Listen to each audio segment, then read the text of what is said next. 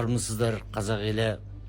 Бүгін Астана қаласында 9 наурыз 2025 жылы Астана қаласының қоғам белсенділері жиналып Қазақстан Республикасының президентіне осындай бір талап арызды жазып, соған қол қоюға жиналып отырмыз.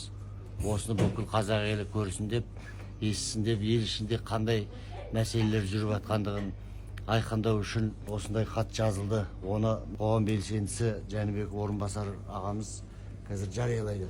Қазақ елінің бір топ зиялы қауымы және қоғам қайраткерлері, қоғам белсенділерінің атынан Қазақстан Республикасы президентінен талап етеміз.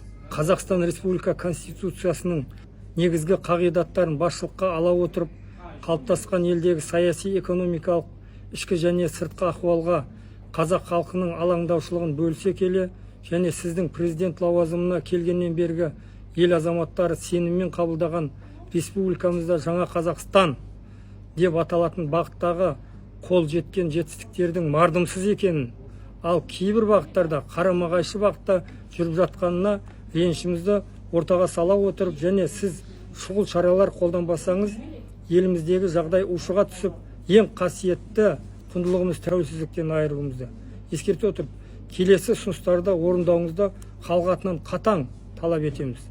Біз еліміздің бір топ елім жерім деген Қазақстан азаматтар осы талап хатты сіздің назарыңызға ұсынамыз. Талабымыз: бірінші, шынайы саяси реформа жасау.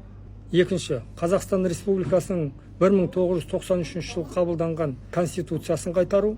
Үшінші, 95 жылға дейінгі пайдаланылған сайлау туралы заңды қайтару. Саяси партиялар тіркеу заңын қайтару. Бесінші, Қазақстан Республикасының өндірістік стратегиялық маңызды нысандарының өзге елдің ықпалы мен юрисдикциясын түрлі заңдық формада сатылу, жалға алу тағы басқа өтіп жатқандығын тоқтату.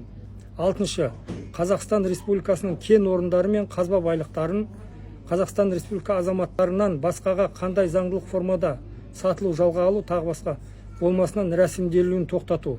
Жетінші, Қазақстан Республика азаматтарына рәсімделген кен орындары мен қазба байлықтары олардың Қазақстан Республика азаматтығынан шыққан күні құқықтық иелігінен тоқтату.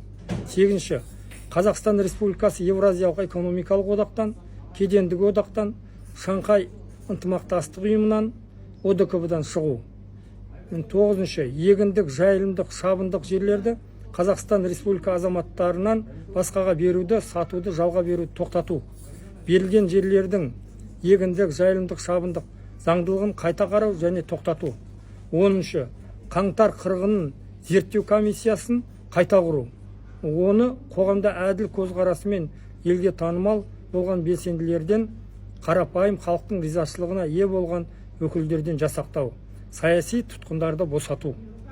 Қол қоюшылар академик, профессор, қоғам қайраткерлері және қоғам белсенділері.